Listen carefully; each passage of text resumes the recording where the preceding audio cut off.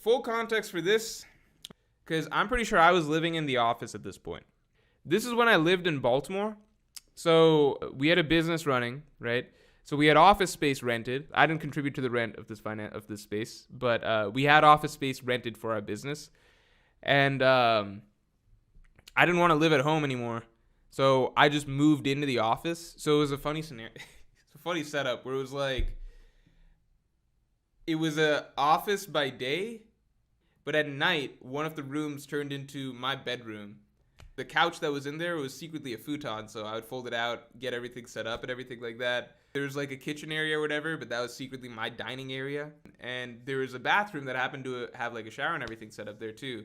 And, you know, that was secretly my bathroom. The reason I say secretly is because the three of us, right, who were renting out the space and stuff, it wasn't just us in this office building. There were other little business, like there was a therapist who ran her business there. There was a massage person. She ran her business there. There was one room where like that office space kept getting rented out, swapped out by different people. So there's like a lawyer who worked there at some points. We were not the only people who worked there, but I was the only person who lived there. And like, we didn't want anybody else to know because you're not supposed to live there. It's just weird. It was just a bizarre year. The other people who worked there, you know, we didn't talk that much to them, but like they just started to notice weird little things like, hey, why is there someone's like personal bath towel in the bathroom? Okay, that's like a little weird. Why is like the kitchen's dishwasher always being run?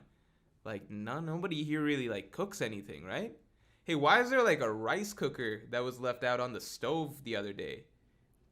It was just like a lot of weird shit that they kept like bringing up to me. So like they were on to me after a little bit, and I was very, very bad at hiding it because I would do all sorts, like I would be the last person to leave because I lived there. Other people who work there would see me, oh, this kid, like he works really late. But I'm also the first person there because I lived there.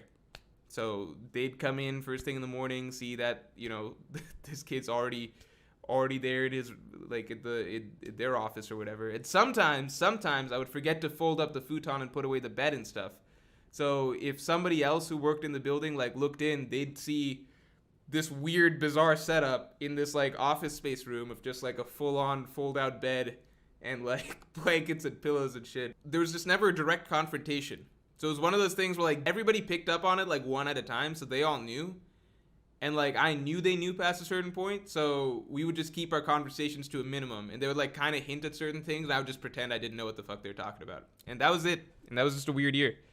I was just very bad at hiding it. I was very, very bad at hiding it. Because I think after a certain point where I realized that like no one's going to confront me about it, I just stopped trying to hide it much. No, I wasn't homeless. I had a home. It's just not a home I was supposed to be in. I wasn't legally supposed to be in that home. Learn to hide better, says Jordan Vance. Yeah, let me say this. This is probably one of the darkest things.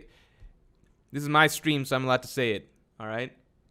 If I was around in Germany back during the Holocaust period, and I was meant to be I would be caught right away. If I was in Germany during that period of time, if I was around in Nazi Germany, I would be done right away. I'd last 1 week. Anybody else who was trying to hide with me, they would be fucked too. So apologies in advance to those people, those hypothetical people, but it would have been bad. Okay, so anyway, this was me in the office. Fun fact. All right, more fun facts about the office life. I wasn't supposed to be shooting One Piece. I wasn't supposed to be.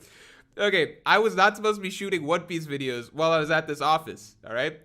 I was being allowed, like, we had a business. I was staying here with the mentality being like, okay, I don't have to do the long commute from home and everything like that. That allows me to be more locked in while we're working on this business and everything. It was basically something that was being allowed for me with the idea that, like, it's good for me and it's better for the business. I wasn't supposed to be sitting here doing random videos on a fucking Japanese kids comic for, like, 500 viewers at the time. The main guy who was covering the rent for the office, I didn't tell him for years. I told him about this channel literally last year. And that I'd spent some of the time in the office shooting stuff like this. Okay, actually, you know what's hilarious? There's a few videos you'll find of me shooting with this background. This is just the generic background in the office space that I had.